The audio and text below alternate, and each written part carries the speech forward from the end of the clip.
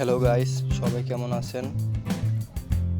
মাত্র এক ক্লিকে আপনার যে কোনো ধরনের গোলাপ পিককে নিখুঁতভাবে স্মুথ করুন কীভাবে, তা আজকে ভিডিওতে আপনাদের দেখাবো।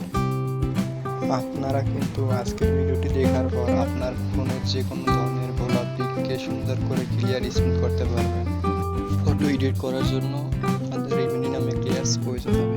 রেমিনি অ্যাপসটি নামাতে প্রথমে আপনাদের প্লে স্টোর থেকে